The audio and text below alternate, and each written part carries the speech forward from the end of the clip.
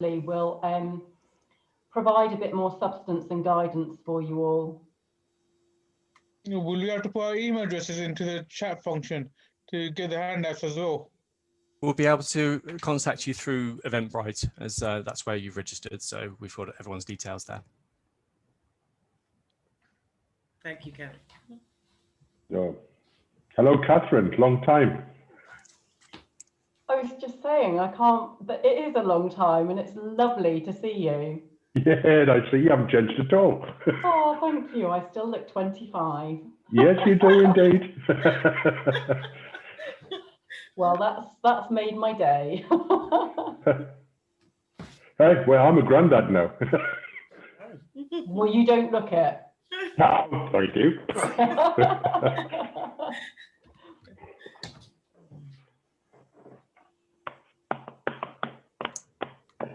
This is my first time that I'm attending one of your sessions, so yeah, really interested. Well, welcome.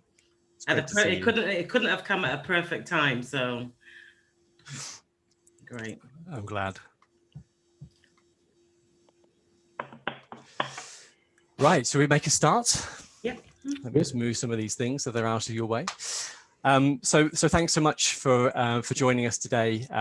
You know, as I mentioned to those who joined right at the beginning, obviously we're in really difficult circumstances once again, and there's a lot of things going on that we all have to try to manage. And you know, we're really pleased to be able to welcome both Kat and Candy with their expertise in recruitment to talk about some of the challenges that we face when we're going through the process of applications, and particularly in the instances where the jobs market is super challenging. So for those of you who don't know me, my name is Dominic Atkinson. I'm the co-founder at Nimble, and just to give you a little bit of a view of what that's all about, we're a career development platform, a social enterprise that's there supporting thousands of people across the UK to develop an understanding about personal strengths, build out your transferable skills library, helping you with content around how to manage your career, both in terms of looking for work, but also, you know, exceeding your expectations of the work that you do, and being able to speak to a qualified career coach as and when you need it. And I know that many of you have joined today as part of that community, so welcome. And also some of us who haven't joined Stay Nimble as well, and you're really welcome as well in this session today, as we go through some of these pieces around modern recruitment methods. So just in terms of housekeeping, it's really lovely to hear you all. But just in this period, as we're kind of setting up the session and talking about some of these things, it's going to be a facilitated discussion between Kat and Candy and myself. Obviously, everything's going to be recorded as well. Please do use the chat for any questions, and we'll make sure that we pick those up as we go. We've received a ton of really great questions in the lead up to the event as well, and we're going to use some of those in the Q&A at the end. And for those questions that we don't get to in the hour, we're going to make sure that we respond to each of those questions with a Q&A pamphlet, which will cover off all the things that we talk about and anything that we don't manage to get to in the time that we have. And you don't have to put your camera on if you don't want to, but of course, if you're entirely up to you as you wish to. So just in terms of the agenda, we're going to get into looking at our introduction to our guests, to Candy and to Kat. And then we're going to get into this facilitated discussion about learning what recruiters are looking for in your job application. And I'm really pleased that we've got Kat and Candy with us today with large amounts of experience in both in terms of internal talent management and also running recruitment companies as well. So really great, rich experience, the types of things that happen on the other side of the fence when you're putting your applications in, so you can get a bit of an insight into the sorts of things that they're looking for, but also where some of the challenges may be, and why things like, for example, you maybe don't hear back from everybody every time that you send out an application and those types of things. So we'll get into those. And so we're going to have that conversation for about 30 minutes, 35 minutes. But the thing that we really want to do is make sure that we've got time for your questions. So we've got that list of questions that have come through prior to the event. And of course, anything that you put into the chat during the conversation as well, we will pick up as we go through. But before we do get started, as I mentioned, obviously we're in a very unique situation, and I just wanted to get a sense of how you're feeling today, really. So I'm just going to open up a poll, and it's a very straightforward one. Feel free to take part in this. We just want to get a sense of where you're at and how you're feeling about things generally. And of course, we'll use this information just to make sure that we're hitting some of those points for you. So if you are feeling a little bit anxious, then we'll try to kind of delve a little bit deeply into some of the points around recruitment that might be helpful. And if you're excited, then please make sure you're jumping into the chat and providing maybe some of your own experiences as well that everyone else who's taking part will be interested in. I think we're nearly there. Great. So awesome to see that so many of you are excited. So 42% of you feeling pretty excited. 46% is going up, and there's a few of us who are feeling pretty anxious. I'm in the anxious bucket today. Lots of stuff going on, and I'm going to do my best to facilitate a really great session for you. So, just going to share those results with you.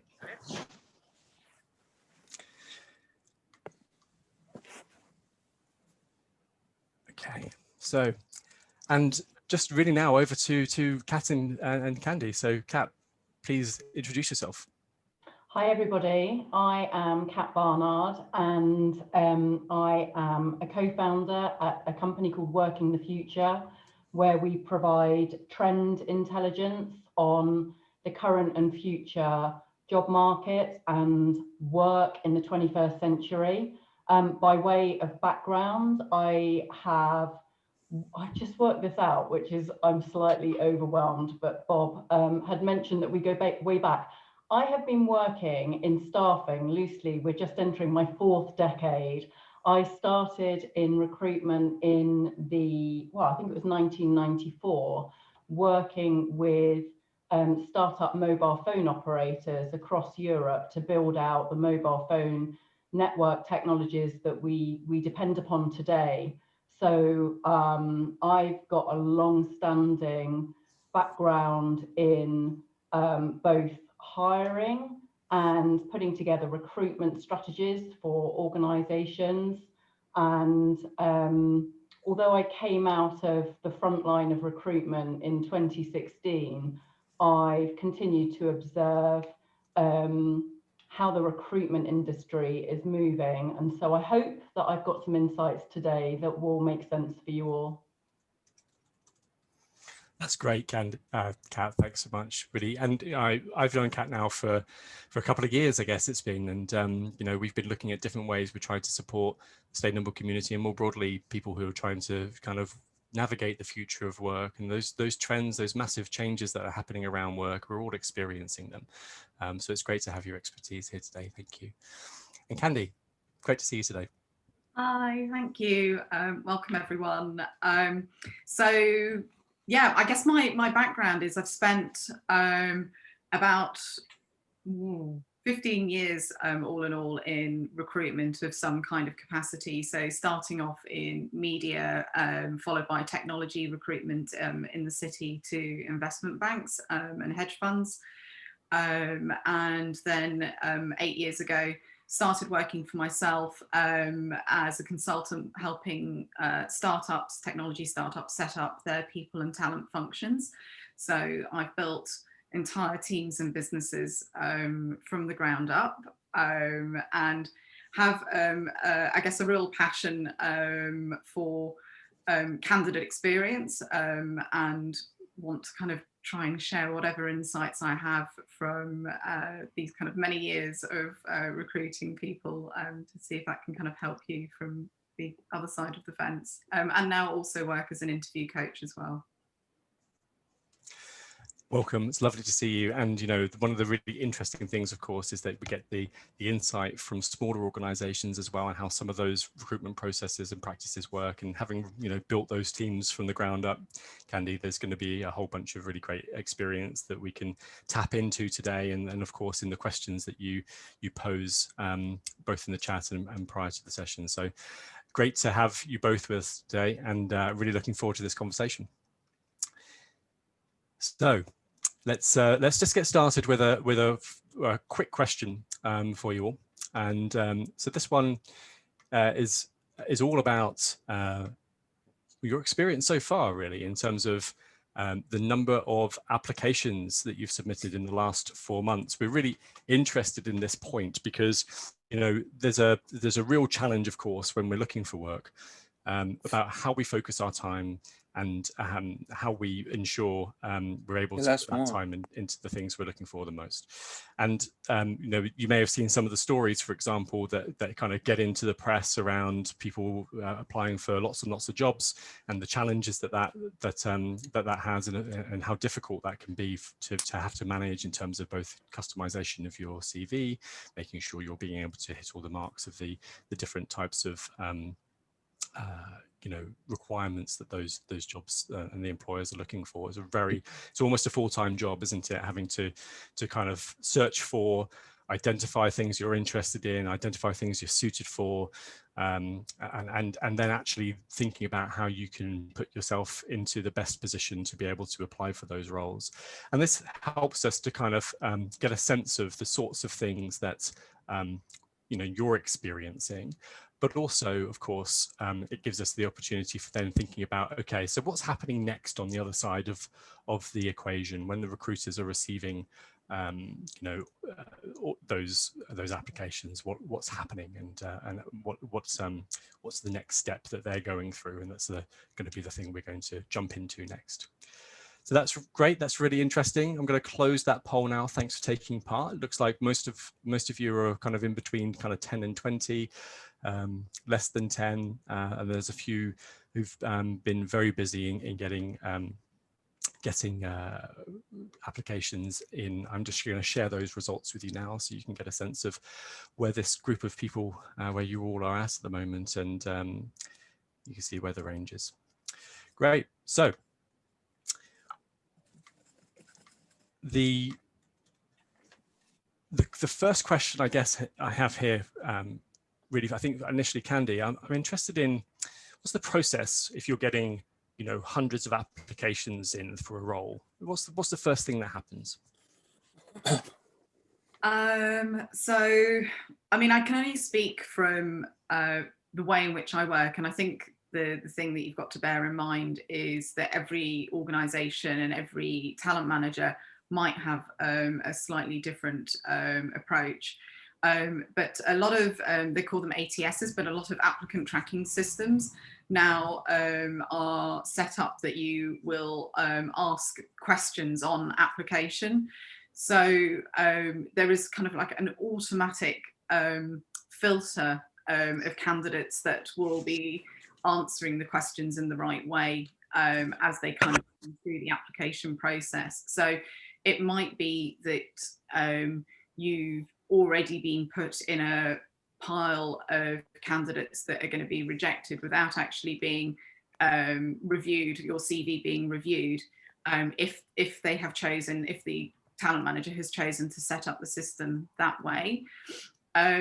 Personally, when I've been hiring for smaller organisations, I don't tend to put those filters and restrictions on applications because I'm always interested to see candidate CVs that are interested in the company, because they might not be good for the role that they've applied for, but they could be applicable for something else. But that very much depends on as I say, the organisation and the time and volumes of applications that are coming through. So if you're a bigger organisation and you're looking at hundreds of applications for each role that you advertise, I would suspect you can imagine that people will be putting on filters to make sure that only the people who have exactly the experience that they're looking for are coming through to the pot that they will review. And if not, you will then get an automated response saying that you're not going to be considered for the role. I hope that helps. Yeah, definitely. And so, Kat, what's the first thing that after that screening process? Because obviously there's a manual process as well here as well, isn't there? So what are recruiters looking for in their CV, in the CVs? So just to add to what Candy has said there, I think there's a couple of things that I would like you all to know. One is, you know, one of my observations about recruitment generally is that it's become incredibly transactionalized in the last 10 years, since the last recession, the 2007, 2008 recession, very, very transactionalized. Within organizations, recruitment tends to sit under or linked to finance, which means that it is massively cost controlled as a process. And what that tends to mean is that you don't always find that the recruiters who are managing the filtering of CVs are experienced because not very, you know, because they're not getting paid a massive amount of money to undertake this process. And therefore, inexperienced recruiters will, to Candy's point, far more likely put software filters on applications to save time, which floors the process. And so I think there's great mileage in you know, obviously recruiters who do go through, as Candy said, manually, but just to be aware, all of you, that is by no means the status quo. In terms of going through CVs manually and scrutinizing the pieces of paper in front of you, we do tend to look at a CV and immediately want to hone in on relevance. So as a starter for 10, I would say keep your CV to a maximum of 3 pages, regardless of how many years of experience you've got. We're looking for relevant recent experience. We want to quickly be able to see how your experience might relate to the job requirements in hand. Couple of really easy housekeeping points, which you would be absolutely amazed how many candidate applicants miss.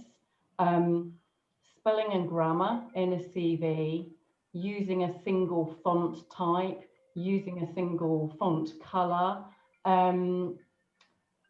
a quick short summary statement at the very top of the CV to outline what kind of role you're looking for and how you would describe yourself as an individual. We're really quite, you know, when we're looking and we've got a volume of CVs to look at, we appreciate people who have made an application, and we are able to see to some extent a difference between applications where a candidate has applied some sense of specialization and actually tailored their CV to meet the requirements of the job being applied for, versus something that is quite apparent that it's a blanket submission unless detail has been paid to the specific of a role. If that makes sense. Yeah, definitely. And I guess there's the kind of points around understanding about the impact on organizational outcomes rather than just necessarily looking specifically for kind of roles and responsibilities, right, Candy? Yeah, absolutely. And kind of just adding to Kat's point, I think when you've got a large number of applications, having the right information on the first page is so important. I've seen an awful lot of applications where you only get to the relevant information 3-4 pages in, and you know there's a lot of effort and real thought that's gone into writing a CV, but it's an essay, and when you've got 200 applications to go through, you don't have the energy to try and find the right information. So keeping it really succinct, you know, bullet points are really important, just outlining what your key responsibilities are and what your main achievements are. You know, focus on the good things and give yourself an opportunity to talk about something. So try and avoid too big a generalizations and statements that kind of copy. So quite often you can see when someone's copied a job spec and they've basically taken all the bullet points from the job spec and they've put them into their own responsibilities in their job. That doesn't necessarily help in terms of assessing someone's suitability. And then if you do get an interview, you will very quickly come unstuck, because you will be asked to explain and give examples of what you've done. And then quite often, if you haven't really done that work, that becomes very apparent. So there's one thing about paying attention to the job spec and making sure the information is reflected in your CV, but then don't go so far as like to do a copy and paste essentially. I mean, you'd be amazed the amount of times that actually does happen. I think as well, I would add, you know, none of us must underestimate, you know, how challenging it can be to write a CV. I'll be honest, I haven't written a CV for 25 years, largely because I've worked for myself. But if someone were to ask me to start writing about myself tomorrow, I would feel overwhelmed. And that's in spite of all my years' experience of scrutinizing other people's CVs. I think another point to note is, if you are able to, when you are applying for a job and you're tailoring your CV, which I absolutely recommend to the specifics of the job that you're applying for, if you can have a think about the work that you've done previously and the roles that you've performed, always try and think about the value that you have added to the organisational outcomes of your previous employer. How has you, having worked there, made a difference to their outcomes? If you can, if whatever you have done, whether you have been at director level or whether you have been, you know, working in a front of house capacity, think about what your contribution has made to that organisation's outcomes. I think that's a really valuable point, because not least, it shows to me, if I'm filtering the CV, that you've got a broader understanding of how you fit into that organisation and how you contributed to something larger than your department or your team. It shows me that you've got an appreciation of an organisation rather than just yourself, if that makes any sense. Yeah, definitely. I mean, there's a lot of different ways we can try to stand out when that process, when we're thinking about writing our applications. There's lots of different things to consider in that process. And so when we consider what those pieces are for standing out, what are the key things that you're looking for when, or what should the candidate be doing to be thinking about how to stand out? You know, is it around the cover letter? Is it around their personal statement? Is it around trying to find connections within those organizations? What's going to help people get through that list of kind of you know, hundreds of applications that you're looking at, and being able to kind of cut through in other ways other than just through the CV? Gosh, that, you know, there's so much that we could talk about there. One of the things that I would advise is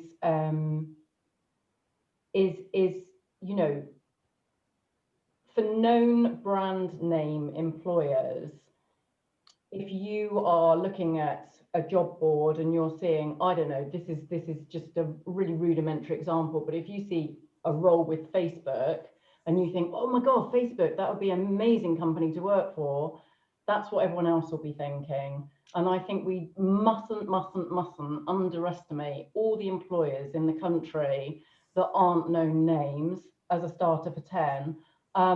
Just bear in mind that according to the Federation of Small Business, the UK economy consists of 99% SME and mid-tier businesses who account for 3/5 of all UK employment. Those companies will less likely use these big automated recruitment applicant tracking systems, at which point you will hopefully be able to make a more personalized approach to that organization. So that means sending your CV with an accompanying cover letter. That cover letter is an opportunity for you in 2 to 3 sentences, I wouldn't go into any more detail than that, to make it personal. And making it personal really does make that difference, because just as you're feeling overwhelmed by trying to find a new job in the 2020s, recruiters also feel vastly overwhelmed by the volumes of CVs, by the pressure of being in that situation. So if you do get the opportunity, if the system allows it, write a personal cover letter. Make sure that you address that cover letter directly to the person whose name is listed on the hiring process. If it's not listed, see whether there's a way that you can find out who that person is and name them by name. A case in point, if you do name them by name, get their name right. My name is Catherine, my full name. My parents chose the least obvious way of spelling my name. I can't tell you how many times in my 25-year recruitment history my name's been spelled incorrectly, and I know it's a really tiny detail, but it does, you know, jar. So spell the name right, and just a couple of lines as to why you're interested in this role with this employer. Doesn't have to be chapter and verse, doesn't have to be complicated, but it makes a difference. Time and time again, I would select CVs where somebody had made that over and above effort versus what I could clearly see was just a blanket, have my CV, no further comment applied. It's the relationship. And I know just as much for every one of you, you're seeking relationship. We're kind of seeking relationship too when we're at the other end. And I would add to that, that if you don't have the time to write a cover letter, or it doesn't necessarily feel appropriate for the role, or there's not an opportunity to add it to the application process, for me, personal statements are one of the most powerful things you can put at the top of your CV, and it really doesn't need to be long, but it is essentially the introduction to your story, your narrative, and that brings you as a candidate to life. So, you know, a really quick synopsis of where you're coming from and where you want to go is also really helpful if you're looking to make a slight transition in your career, because if you just put your CV forward and you've just got a chronological order of jobs and the job isn't quite the job that you're applying for, it might be that someone just overlooks that, thinking, oh, this is just another application. But if you make a brief explanation at the top of your CV and share a bit about your strengths and what it is that you want to do and why you want to do it, that really helps. I certainly have interviewed candidates that I would have rejected otherwise, because they have literally spelt it out for me in black and white in a very easy to digest paragraph. And I thought, well, you know what, they don't look quite right, but it's worth having a conversation. So, you know, that's a game changer, especially if you're not looking, if you're applying for roles that are like a little bit out of your CV's traditional career path.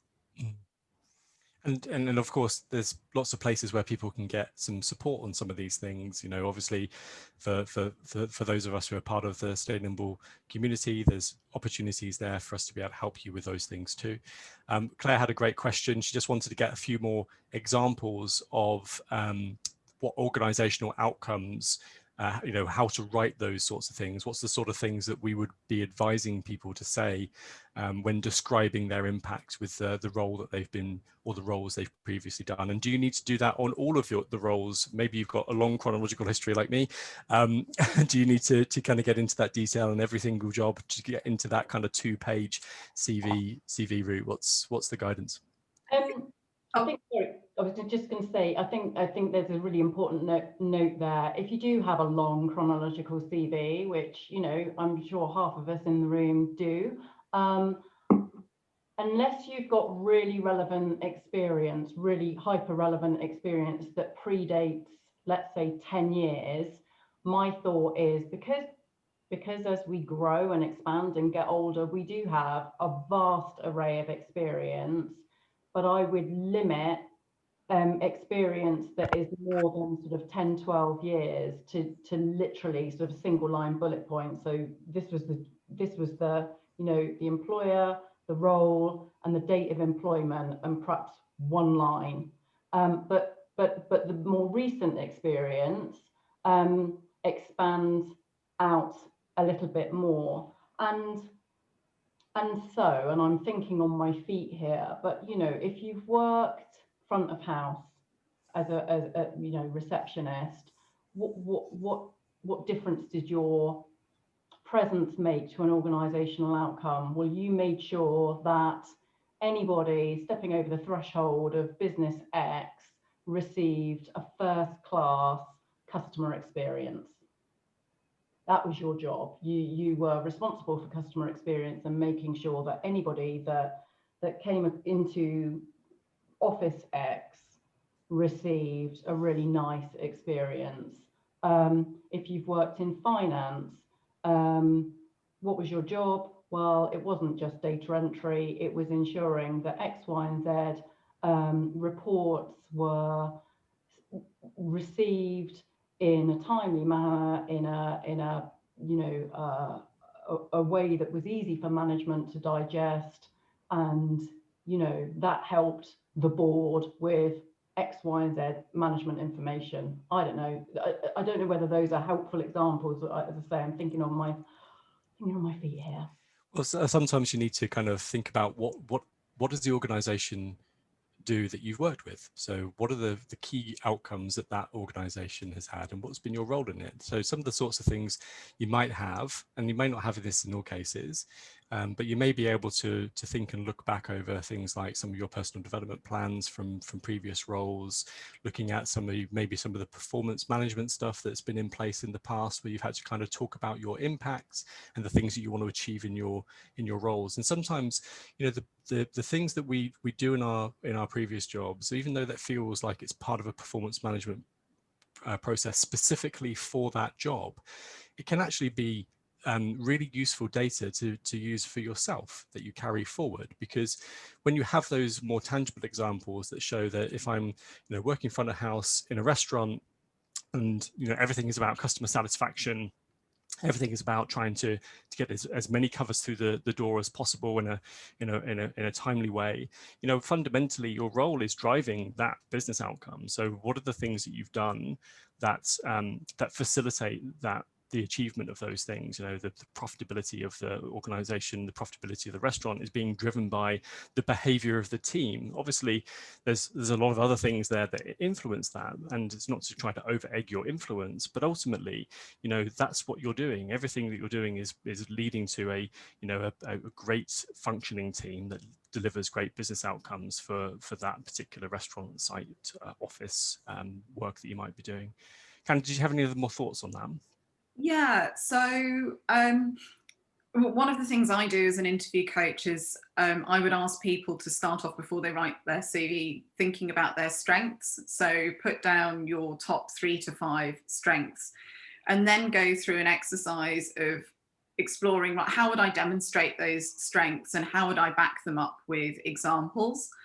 And then once you start thinking about those types of examples, this will serve you really well through an interview process as well, because a lot of questions you'll get will be, tell me when you have done X, Y, and Z.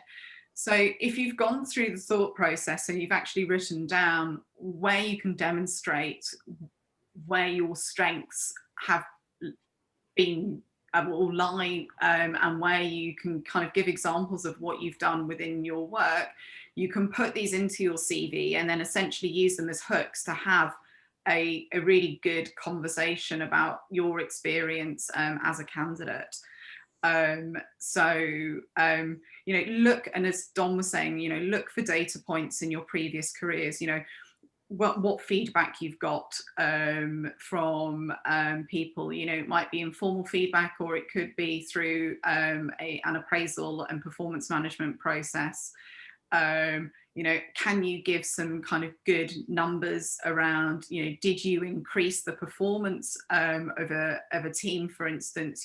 Sales roles are really easy because you can kind of tell them, how you increased sales for an organization. So think about, numbers are always really good and really helpful to include, and kind of making it as quantifiable as possible, because I guess the qualitative stuff comes across when you start speaking to people, but the quantitative stuff is definitely really useful to put into a CV.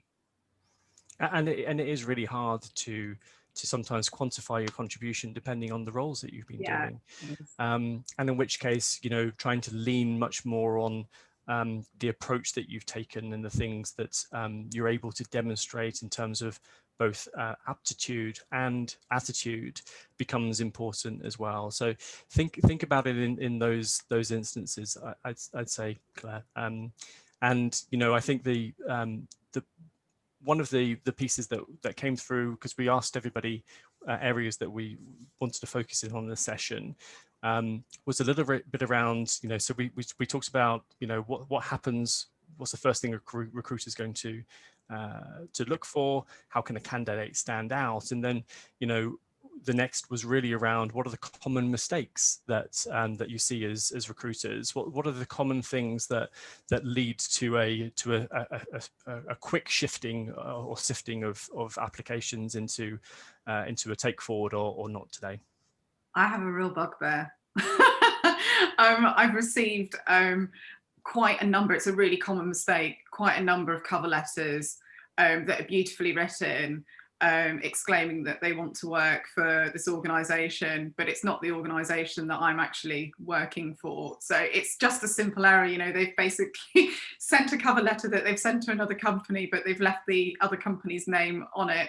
And also, they've sent it to the wrong, the right person, but the wrong name, going back to Kat's earlier point. So, small details, really small details. But if you're going to do something, do it well, and just be mindful, have that attention to detail, because that's careless, basically, in terms of your application. And I think you'll find that you won't get an interview if you do that. Yeah, 100%. Relevance. I think, relevance and attention to detail. And the other thing, just, kind of being halfway between this question and the previous question, I think another really clever way to look at how you structure your CV and how you get the best of you across is to think about the problems that you solved for your previous employer. Every single employer hires people to solve problems for them. So if I'm a managing director of an organization and I want to hire somebody, I want to hire somebody who can solve a problem for me that I do not have the time or the capability and experience to solve for myself. So if you think about your skills and the applications that you're contemplating making, if you think through that lens, I think that's a really clever way of switching it, that you are a problem solver for an organization, and this is the way in which you help organizations push forward because your skills, your contribution has made this difference. But I think the point about, we were talking about this in our planning for this webinar. So Dom, Candy and I were talking about why is the recruitment industry at this point in time in the muddle that it's in? And I think that, we can't over accentuate the point that while we acknowledge that all too often candidates don't get viable, decent, human-centered feedback on CV applications. The flip side is that, and as we're seeing in these press stories, you know, there's a huge amount of people job seeking at the moment, and jobs that do get advertised are receiving, you know, hundreds of applications. And I would absolutely advocate for reducing the pressure on yourself by not blanket applying, spraying and praying, just sending your CV everywhere. Be more deliberate and targeted about it. And if you've got the time and the emotional bandwidth to do it, if you can, look at these applications and see whether, you know, I don't know how many of you use LinkedIn, for instance, but if you have a look at the company profile on LinkedIn, can you see whether anybody that works in that organization has any links to people that you might be connected with, so that you can somehow get sort of a more personalized road in. It's trying to keep it relevant and trying to keep it as personal as you can in what is regrettably a really transactionalized and depersonalized space. Yeah, and adding to that, Kat, I would thoroughly suggest, so this has happened to me as a kind of an in-house recruiter, but also this is what I do if I'm looking at companies or opportunities that I want to kind of engage people with, is that I don't submit an application, or people haven't submitted applications. They've actually reached out and come to me and said, look, I don't think I'm quite right for the role, but I'm really interested in the opportunity or the company. Would you be open to having a conversation? And I think that stands you in really good stead. And, you know, the answer might be no, but at least you don't feel despondent because you've gone through the process of, you know, doing an application, answering all the questions, filling out a cover letter, and then not getting the right feedback. So, you know, be cognizant of the roles that you're applying for, and, you know, do you have the right experience? Or if it's not quite right, is there a way that you can try and solicit a bit of feedback in advance of putting your CV forward that might, you know, make that experience better? Or they could, you know, what's happened in the past, and I've seen it many times before, is that, you know, the hiring manager will say, well, actually, no, they're not right for this job, but we've got another role coming up in a month or so, so it's worth having a conversation about that. So yeah, it's using the tools that are out there. Like LinkedIn is just the most powerful tool when it comes to building your professional network. So, you know, make sure you've got a good LinkedIn profile and go out there and find people in businesses that you feel might be able to support you or help you with your application process. Yeah, that's great, Candy. And look, there's a few resources available on Stay Nimble as well that will help you with things like, you know, creating your LinkedIn profile. And of course, the coaches are there as well that, you know, if you're working with a coach at the moment, then you'll be able to have a chat with them about some of these pieces too. The sorts of things you can also consider is the difference between like a skills-based CV and a chronological CV, and trying to mix and match some of those things, and particularly for those with us who have quite long chronology, maybe, you know, focusing on the maybe top 3 skills and showing how those skills have been used to drive outcomes across your work history is an interesting way of being able to kind of represent some of the stuff that you've achieved in the past, and the kind of quality and the aptitudes that you bring. And there's a ton of resources on our career advice hub that should be able to help you with some of those things. Just one last question before we get into the Q&A, because we've got about 15 minutes left. You know, one of the things that we hear a lot is we just don't hear back from recruiters. And it sounds like there's this challenge, of course, of lots of applications, maybe not many other people on the other side to be able to sift through that. So it makes it very difficult to be able to get back to everybody. In that case, though, how long should people be leaving it to follow up with a recruiter, or if there's a direct contact that they've been able to get a hold of at the employer? How long should people be waiting to follow up?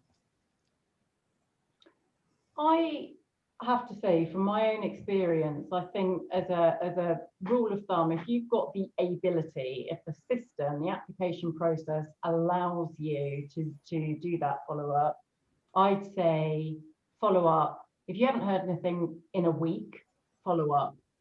Any sooner than that, I, as a recruiter, might still be feeling overwhelmed by the volume of CVs that I'm working through. I think there's a couple of things here. It's entirely possible that you won't hear anything back. It's equally entirely possible that you might get what is quite obviously a blanket thanks but no thanks rejection. I think so I've got some pretty strong views about this, but I kind of feel that in the wake of coronavirus, in the wake of the economic woes that the pandemic has brought about, and just human behaviour generally, I kind of feel like we're at a bit of a fork in the road at the moment. And I've always been of the mindset that manners cost nothing. I'm a really human-centered person, and I think even if you get a job rejection, if you can and you feel so inclined, just send an email back saying thank you very much for the feedback, thank you very much for considering me, please do keep me posted of any other roles that might, you know, that you might have for which I might be suitable. And again, back to an earlier point, it's all about building relationships. Recruiters move around far more regularly than you might imagine, and they take relationships with them. They are fundamentally, we all are in a relationship business. And you know, there's some really interesting data insights about the power of relationships and human networks in job seeking, and how many jobs and career opportunities come via friends of friends versus job boards and recruitment agencies and so on.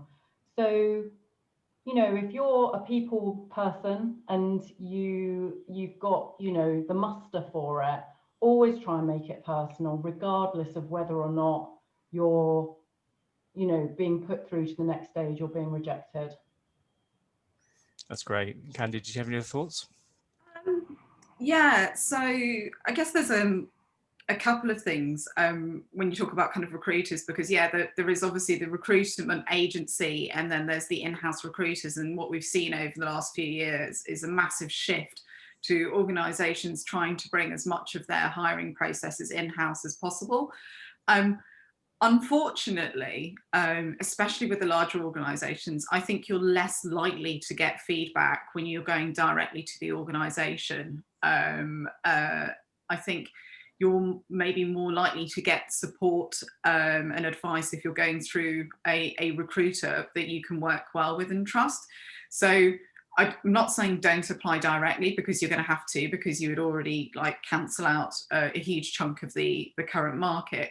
But I think manage your expectations that you might not necessarily get the feedback and support that you would get if you were going through a recruiter. So definitely look at both avenues, but don't be surprised if one is less fruitful than another. But use a recruiter because they know the organisation, they can advise you and support you through the interview process and handhold you where you're less likely to get that type of experience if you're going directly to a business.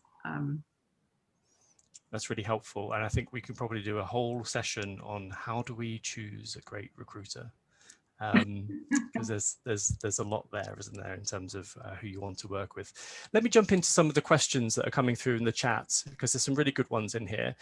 Some are very specific. So Santo asks, would you use first person in your personal statement, such as I am hoping, or should you write in the third person? I would. I don't know. I mean, maybe it's a point of preference. We do an awful lot of content creation at Working the Future, and I think I'm always a bit baffled by people that write about themselves in the third person, but maybe that's just a point of preference. I don't know whether that's helpful. I think writing about me, I understand on the one hand that writing in the third person is perhaps a bit more formal and traditional, but actually in 2021, I think writing about I and me does make it more personal. What do you think, Candy, out of interest? Yeah, I probably agree. I think, yeah, the traditional and formal ways to write in the third person, but I think that's becoming less common now. It does feel a bit kind of stiff and awkward. But that being said, you're not going to be denied an interview because you've written in the first person or the third person at the end of the day. I think, you know, you've got to use your judgment about the organisation that you're applying for and what would they appreciate. I guess, you know, if you're applying for a role in a more traditional outfit, you know, maybe a legal business, then perhaps the most appropriate tone and language to use is going to be the third person. So I think you've got to, you know your industry and use your judgment, and whatever you feel comfortable with at the end of the day, whatever you think reflects you personally. Reflects you, absolutely, absolutely. Usman's got a great question, and I think it's something that's come through from a few others as well, which is, you know, how can we impress an employer if we don't have relevant experience and we are at an entry level? Gosh, yes. So if you're at an entry level, which I am assuming to mean you're coming out of education into the job market for the first time, here's the thing. The job market is changing so fast now, and digital technology is making such a dent in the tasks and activities that people do that actually it's very, very difficult now to predict the kind of skills that are going to be needed in as little as 3 years down the line. And because of that, as recruiters, as employers, what we need to be looking for are what we're looking for is attitude over hard skills, soft skills that technology and computers can't copy and emulate.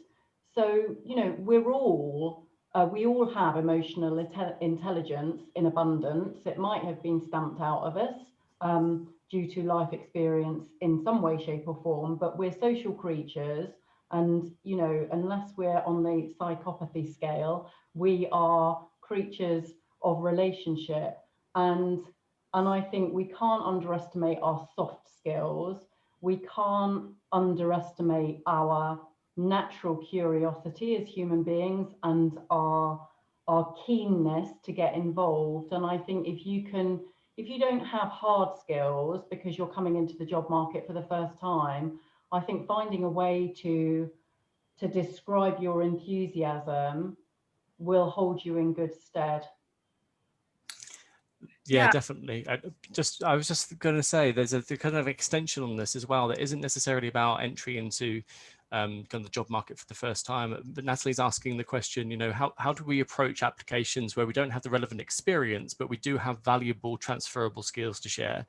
Also knowing, of course, that you're going to be competing against people who probably do have more relevant experience. You know, this is all a kind of a related point, isn't it, around transition and how to show your value, particularly when employers are looking to try and fill those roles quickly with people who are going to be coming in and being productive.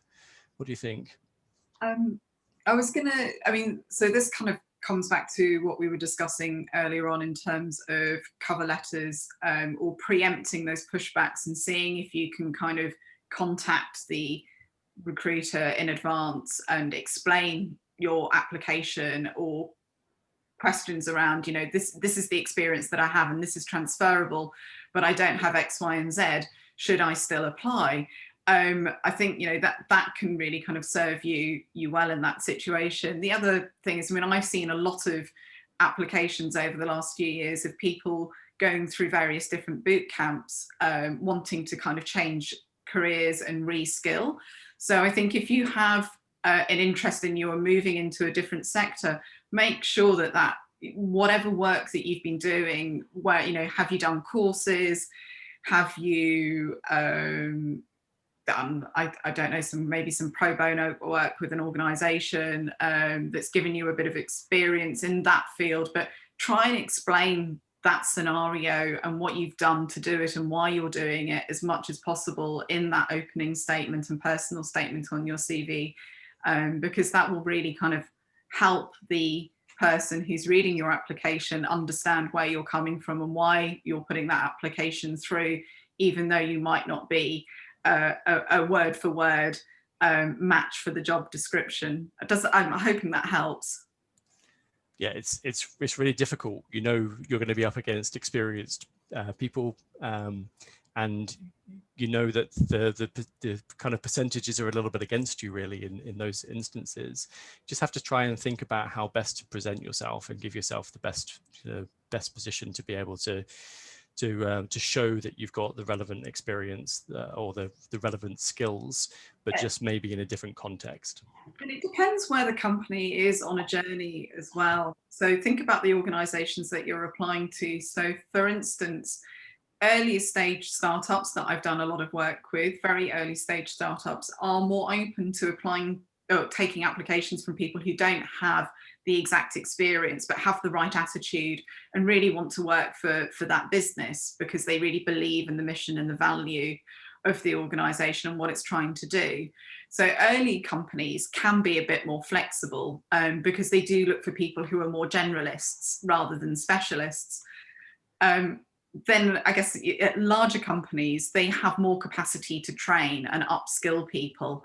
So I think it's, think about the organization and where they're at, and, would they be likely, are they expressing that they're looking for an expert, or are they actually saying we're open to people who might have some of these skills? Because quite a lot of job descriptions currently say we're looking for a specialist, or they do say that we're open to people with a broader background. So just pay attention, I guess, to the job description as well.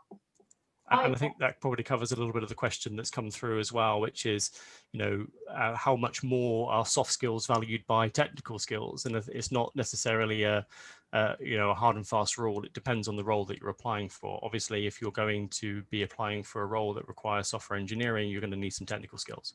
You can't just go in there with enthusiasm. But if you were looking to work within an organization that allows you to be able to express your creativity and problem solving from a customer support perspective with a view to trying to move into software engineering as a result of being in the environment with that particular organization, then those are the sorts of balances you need to kind of understand, right? It's not, I don't think we're saying, Kat, that soft skills are more important than technical skills. It really depends on the role. No, I don't. No, but I definitely think that soft skills are becoming more centre stage and valued than they've been previously. And a last point that I would make, I think it's really important that everybody appreciates there are very few businesses or organisations in the land that aren't having to absolutely rethink their entire business models in the wake of the pandemic and the ensuing economic fallout. And that requires fresh thinking. That requires a completely different perspective on how organisations serve their customers and so on. So I think that, you're, as an outsider, let's say, your ability to bring fresh thinking into an organization, again, can't be understated. Some organizations may not know yet that they need that fresh thinking. However, if you're prepared to make that statement that you bring a fresh perspective from outside of an industry, there's nothing to lose by saying that, I don't think. And I think adding to that, it's just that self-awareness. I think, people really look for people that are self-aware in terms of what their skills are and where there might be gaps. So I think if you demonstrate that really helps, because it shows that you've thought about the application, and it also kind of shows that, irrespective of that being a gap in your experience or skill set, that you still want to apply and you're not just applying for the sake of applying. So Yeah, I like that. Yeah, 100%. Really great, and thank you so much for helping us today with some of those, really thorny challenges that we're all facing as we're looking to identify the right roles and put the effort in that we know is required to be able to stand out with the employers that we're looking to work for and with. We've come to the end of the session. As always, hours go quickly, but the good news is that anything that we didn't cover from the Q&A perspective, we're going to write up and get that out to you. You'll have access to this recording as well. There's also a handout we've put together that Candy's put together for us. And there's also some of the pieces that Kat's been describing that's Working the Future put together as a result of for the Advice for 21st Century Job Seekers Guide. And of course, for those of you as part of the Stay Nimble community across the Career Advice Hub, there's a whole host of these different resources available for you as well around CV writing and interview advice and LinkedIn and cover letter writing and those pieces. And also, of course, if you're working with a coach at the moment, please do use them. And if you are interested in looking to work with a coach, you can just do that directly through the platform.